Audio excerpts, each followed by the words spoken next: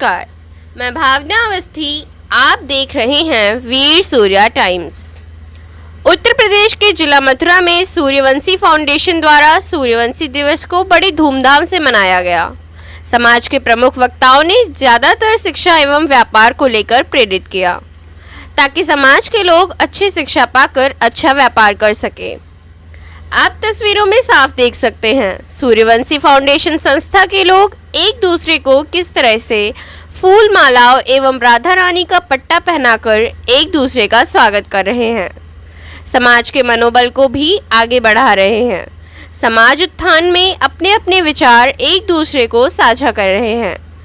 सूर्यवंशी दिवस के मौके पर विश्व हिंदू महासंघ के दिल्ली प्रदेश अध्यक्ष राजेश तोमर, चेयरमैन देवीराम, छत्रपाल सिंह सूर्यवंशी, कालीचरण नेताजी, डॉक्टर विजेंद्र सिंह सूर्यवंशी, ओम प्रकाश पिंडोरा, शिवम प्रधान के अलावा समाज के सैकड़ों की संख्या में लोग मौजूद रहे।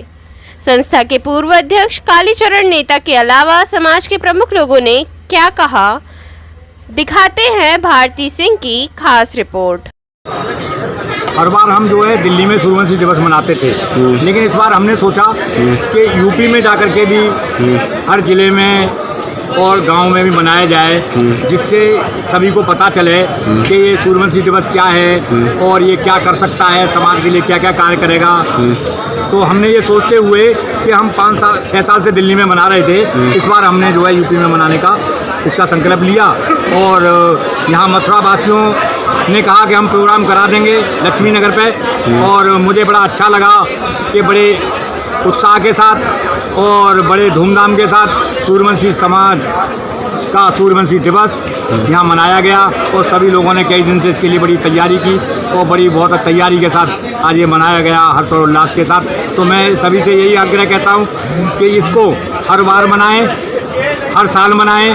और सूर्यवंशी दिवस ये एक हमारे समाज की एक पहचान है, जिससे हमारे आने वाली पीढ़ी को पता चले कि ये सूर्यवंशी दिवस सूर्यवंशी समाज का एक दिन है। इस तरह से समाज और भी बहुत समाज हैं, लेकिन हमारे समाज का कोई भी दिवस नहीं मनाता है। ये पहला एक संगठन है सूर्यवंशी फाउंडेशन जो अपने समाज का सूर्यवंशी दिवस मनाने का कार्य कर रहा है। इसमें सभी का साथ चाहिए, तो सभी का साथ सभी का विकास रहेगा। सूर्यवंशी भवन बनाने की बात भी की गई है सर। इसमें सूर्यवंशी भवन बनाने की जो बात की गई है, उसके लिए सूर्यवंशी फाउंडेशन के समस्त कार्यकर्ता समाज को साथ लेते हुए उसके लिए समर्पित हैं और उसके लिए वचनबद्ध भी हैं। पूरा प्रयास चल रहा है। हमने गवर्नमेंट से जगह मांगने के लिए भी पूरा प्रयास किया है। 2 बार फाइल हमारी रिजेक्ट हो गई है, लेकिन हम जो है इस तरह से भी कर रहे हैं कि जो संपन्न लोग हैं उनसे कुछ पैसा लेकर के दिल्ली में सूर्यवंशी भवन बनाएं, या मथुरा, अलीगढ़, जहाँ भी कोई हमें अगर जगह दे देता है तो वहाँ भी हम जो है सूर्यवंशी भवन बनाने का पूरा प्रयास करेंगे। ये हमारा संकल्प है। सूर्यवंशी दिवस हर साल मनाना चाहिए, हर बार मनाना चाहिए। मैं सूर्यवंशी भाइयों से यही गुजारिश करूँगा कि सूर्यवंशी दिवस हमारे समाज की, हमारे सूर्यवंशी समाज की एक पहचान है। एक डेट जो 23 सितंबर डिसाइड की गई है, इसको सूर्यवंशी दिवस के रूप में हर परिवार को, दिल्ली में हो, दिल्ली से बाहर हो, पूरे देशवासी हमारे यहाँ सूर्यवंशी जिस डिस्ट्रिक्ट में रहते हैं उनको सूर्यवंशी दिवस मनाना चाहिए। क्योंकि अपनी अपनी व्यवस्था रहती है, व्यस्तता की वजह से कुछ लोग नहीं आ पाते हैं। वो वहाँ रह कर सूर्यवंशी आदमियों के लिए, परिवार के लिए काम कर रहे हैं। जो आ जाते हैं वो बनाते हैं, क्योंकि ये संडे को तो लोग मोस्टली खाली रहते हैं। संडे को 23 सितंबर का होने की वजह से कम लोग आते हैं और उन सब लोगों को मालूम है, सब अपना स्टेटस भी लगा के रखते हैं। सूर्यवंशी दिवस के लिए वो भी शुभकामनाएं देते हैं और वो पूरी तरीके से सूर्यवंशी फाउंडेशन के लिए तन मन धन से जुड़े हुए हैं। जितने भी हमारे सूर्यवंशी समाज के भाई हैं वो ज़्यादातर ये नहीं जानते कि हम सूर्यवंशी दिवस मनाते क्यों हैं। जब भी हम सूर्यवंशी दिवस मनाते हैं तो हमें अपने पूर्वजों को स्मरण करना चाहिए। महाराजा खटवांग सूर्यवंश में हुए हैं, जो राजा इक्ष्वाकु वंश का जो राजा था उसी में हमारे महाराजा खटवांग हुए हैं।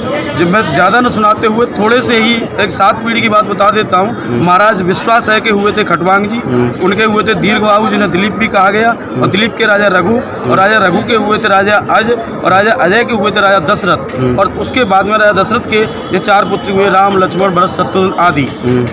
तो हमारा जो वंश है वो सूर्यवंश से उद्धृत है। महाराज परशुराम के माध्यम से जब महाराजा खटवांग युद्ध कर रहे थे परशुराम से, जब इन्होंने क्षत्रिय विहीन धरती की थी, तो परशुराम जी से हमारे राजा खटवांग जी का युद्ध हुआ। उस युद्ध में हमारे राजा को परास्त कर दिया गया था उस समय पे, जब ये छुप गए थे जाकर के शूद्रों में। फिर इन्होंने रथवान घोड़े मतलब दूसरों के यहाँ राजा महाराजाओं के यहाँ पे सारथी आदि का कारण करते हुए अपने आप को स्टैंड किया। लेकिन इन्होंने परशुराम ने श्राप दिया कि महाराज खटवांग, तुम क्षत्रिय होते हुए शूद्रों में जाकर के छुप गए हो, या तो निकल के मुझसे युद्ध करो और वीरगति को प्राप्त करो तो आपके समाज का उद्धार होगा, और यदि छुप जाओगे इन दलितों में तो आगे तुम्हारी पीढ़ी इन दलितों के नाम से ही पुकारी जाएगी। तो उस समय के जो दलित थे, उन दलितों को जो चक हूड़ वगैरह ये जो समाज थे, इनमें जब वो छुप गए थे तो ये कहा जाता है, हमारे हिंदू वेद पुराण भी कहते हैं कि जो परशुराम जी थे वो ना तो शूद्रों पे वार करते थे और ना ही स्त्रियों पे वार करते थे, न बच्चों पे वार करते थे, केवल उन्हें क्षत्रियों से चिढ़ थी। परशुराम ने अपने श्राप दिया, जब श्राप दे दिया तभी से हम दलित कहलाए। कर्म से हम क्षत्रिय हैं और कर्म से हम दलित नहीं हैं, केवल नाम के दलित हैं। वास्तविक हमारा जो वंश है सूर्यवंश है और हम वहीं से उद्धृत हैं। हमारी जाति का नाम पहले से ही कहा जाता है कि हम सूर्यवंशी राजपूत हैं। अगर सर बात की जाए, श्री राम तो क्षत्रिय थे जी, आप शूद्र कैसे हो गए, कुछ लोगों को मानना होता है। देखिए, आपने कभी भी देखा होगा हिंदू वेद पुराणों में जब भी जिसको श्राप दिया गया है तो वो श्राप फलीभूत हुआ है। ये श्राप महाभारत काल तक आया है। महाभारत काल में सूर्य के अंश से कर्ण पैदा हुए, वो भी परशुराम का ही श्राप का परिणाम था। महाराजा खटवांग की खांडवप्रस्थ, जहाँ पे बाद में इंद्रप्रस्थ बना, वहाँ से लेकर के मध्य प्रदेश में खंडवा तक राजधानी थी, जो विशाल राज्य था उस समय का। इस बात को भी 6500 साल हो चुके हैं, लेकिन 6500 सालों में जो भी मनवादी प्रवृत्ति के व्यक्ति हैं, उन्होंने हमारे महाराज खटवांग का श्रीमद् भागवत गीता में, रामचरितमानस में, ये रामचरितमानस में भी चौपाई दी हुई है। जब परशुराम ने अत्याचार किया है क्षत्रियों पर, तभी क्षत्रियों को इतना श्राप दे दिया कि इतनी जगह विघटित कर दिया, इतनी जगह विघटित कर दिया कि आज तक एक नहीं हो पाई है। और आज तक वही परंपरा चली आ रही है, उसी को ये वेद पुराणों में बखान करते हैं। लेकिन हमारे महाराजा खटवांग का कभी भी वेद पुराणों में जो दिया हुआ प्रमाण है उसको नहीं बोलते हैं, जबकि इन्हें बोलना चाहिए, उस बात को छुपा जाते हैं। जया किशोरी जी का मैं धन्यवाद करूंगा, उनसे मैंने एक दफ़ा श्रीमद् भागवत कथा में महाराज खटवांग की कथा सुनवाई थी और उन्होंने स्वीकार किया था कि हाँ, महाराजा खटवांग हुए थे सूर्यवंश में, उन्हीं के आप लोग वंशज। सर अगर बात की जाए जाटों से और ठाकुरों के, सर ज़्यादातर गोत्र खट्टी समाज के मिलते हैं जी, सर क्या कहेंगे इसको लेके?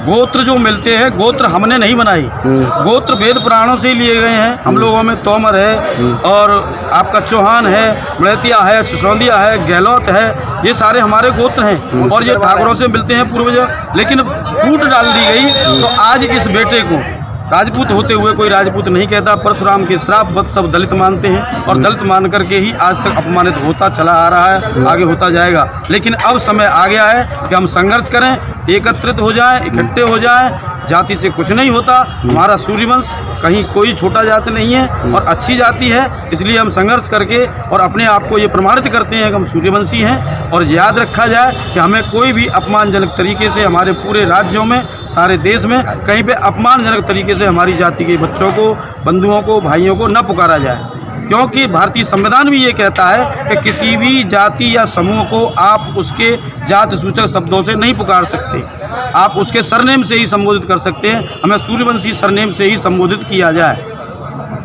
सूर्यवंशी दिवस हम इसलिए मनाते हैं कि आज के दिन हमने संस्था की शुरुआत की थी और हम इस संस्था को सूर्यवंशी दिवस को देश के, भारत के कोने कोने तक लेके जाएंगे, जिससे हमारे सभी सूर्यवंशी समाज के भाई और बहनें, बुजुर्ग सब एक को पता लगे कि सूर्यवंशी दिवस इसलिए मनाया जाता है कि जो भी हमारे समाज के गाँव में, देहात में जो पिछड़े लोग हैं वो जागृत हों। हमारा मेन उद्देश्य है कि हमारा जितना भी समाज है वो पढ़े लिखे, शिक्षा पर ध्यान दे, कारोबार पर ध्यान दे और हमारा समाज आगे बढ़े। राजनीति में सर बहुत कम है सूर्यवंशी समाज, क्या कहेंगे? हमारा समाज इस 10 साल के अंदर आप देखेंगे तो हमारा समाज बहुत आगे आया है और हमारा समाज इस 10 साल के अंदर बहुत तेज़ी से जागरूक भी हुआ है और आने वाले समय में हमारा समाज बहुत तेज़ी से आगे बढ़ेगा। तो अब लोगों सूर्यवंशी फाउंडेशन के केवल जो आर्थिक मुद्दे हैं, जैसे अजय, अमेक और अछू, अचूक इसे सूर्यवंशी कौशल विकास को खोलना, सूर्यवंशी समाज को आर्थिक आज़ादी दिलाना और सूर्यवंशी दिवस हर साल के लिए प्रचार करना, लोगों को जागरूक करना। सर अगर बात की जाए क्षेत्र में अभी शिक्षा को लेकर बहुत कमी है, क्या कहेंगे सर उसको लेकर? शिक्षा एक ऐसा इन्वेस्टमेंट है कि जो पूरी ज़िंदगी उसको प्रॉफिट मिलता है। तो शिक्षा का प्रचार प्रसार तो ज़रूरी है, बिना शिक्षा के अधूरा है।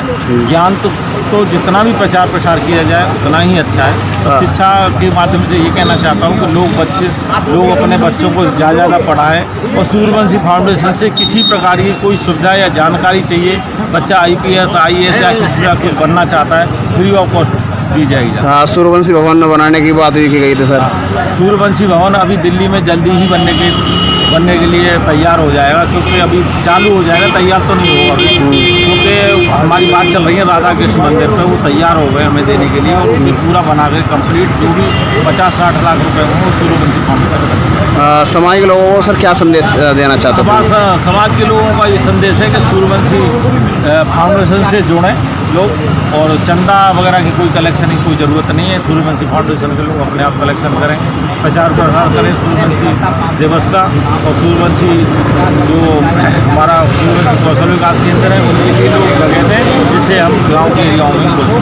यहाँ आज भी एक सूर्यवंशी कौशल विकास केंद्र खोलने की बात थी वहाँ पे सोनई में, परंतु वहाँ लोगों ने जगह नहीं दी, इसके कारण पहले कह दी थी, बाद में मना कर।